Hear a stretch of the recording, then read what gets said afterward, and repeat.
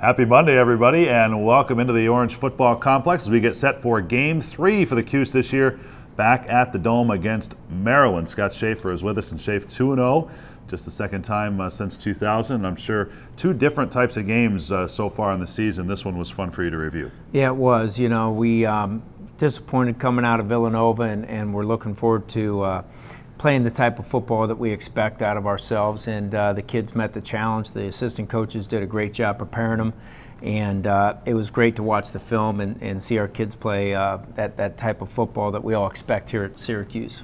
You ran the football so effectively. You talk about this is what you wanted to see on tape, the rushing something like 280 to 30, yep. Right? And then more importantly is that everybody you ran the ball with was effective. 3 different players had 6 yards per carry or better. Yeah, it was great to see you know, all those running backs get an opportunity to touch the ball. We rushed the ball for about 255 yards more than them, which part of our goal was to, you know, try to really do a good job, you know, overturning the rush game. The rush yards is so key because it also makes a statement from a mentality point of view. So I was extremely pleased with the kids' performance in that regard. Also thought our passing game was good. You know, we made a lot of tight window throws that were good anticipation throws by Terrell, and you saw a lot of guys making very difficult catches in traffic, which was great to see. Where would you grade Terrell in terms of his sharpness? It looks like the decision making right now is key for him. 20-yard draw on the first play of the game, and had some things going for him to keep the chains moving. Yeah, he played well. You know, he played well, and he needs to do that. You know, week in, week out, he needs to just be consistent, not force things.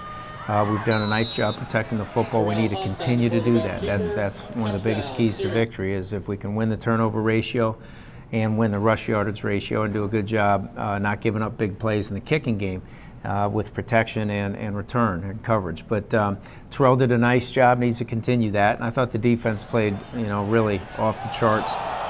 Great job, Coach Bola, getting the kids ready. Great job defending the 2-back run game. Forced turnover that turned into a touchdown. We got the sack in the end zone, or the 2-point play. I mean the intentional grounding. Yeah, intentional grounding play. So very good job by them, and you know, now we need to just shore up a few things here and there, and get ready for a very good football team in Maryland. You got the short field really because of that kicking game. Is it exciting to see guys pursuing the ball? Now, we kidded Marquise Hodge about the hesitation he had, still winds up with a defensive touchdown. Rodney Williams, part of that kick coverage. So you've got young players that are trying to get opportunities all over the field, and I'm sure that it incentivizes them to do more and better. Yeah, no doubt about it. You know, Steve Ishmael, we knew in the depth chart that he was one of the young guys playing. Jamal Custis, I think he had 4 catches. Irvin Phillips played extremely well. You mentioned Rodney Williams.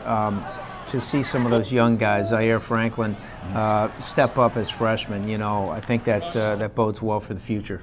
In that game, the only thing you can see is a blight. Like 9 penalties for 40 yards. You can live with 40 yards per penalty, especially when 5 of them were intentional for a delay of game to get some punting room. Those seem to me to be easily cleaned up going forward. Yeah, and we need to clean those things up. You know, we had 3 in the kicking game. You know, we had somebody flinch on a field goal. We had Richie's, you know, fair catch, and then he took off with the ball. He didn't hear a whistle. We thought he was going to get hit, so we can clean that up for sure. I think it's just a matter of pounding it home every week. You know, these are the things we need to do from a discipline point of view to give ourselves a chance. Well, kicking game will be important as we look ahead to Maryland. While you were in a lopsided win, scoring 40 points in a row, they were in a dogfight and lost on a last-second field goal. Let's start with the kicking game. They're one of the most explosive return teams in the country in a limited sample size so far this year. Yeah, you know, they got a great kick returner. I think he's averaging 28.5 yards a return.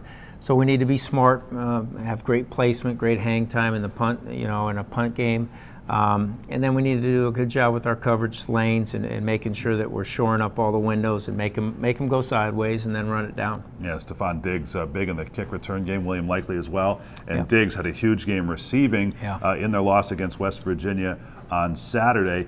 He's a player that's been dynamic throughout his career. Injuries have kept him off the field at times. Yeah, I mean, they have a couple really top-flight, top-tier wide receivers, a quarterback that if he gets hot, he can really make some plays. And they're going to run the football. You know, they'll get into a couple different looks, but they've been effective running the power with one back, a little different than last week. They'll walk you out, spread you out, and then try to run power. and then they do a good job starting a weak side zone play and cutting it all the way back to the strong side. So we have to be really, you know, locked in and sound with our run fits, and then do a good job with our coverage drops and forcing bubbled releases and that sort of thing with their down the field passing game. All right, Coach. I can't be the only one that did this, but in looking for the Maryland score on Saturday, I hit the ACC button a couple of times. Yeah.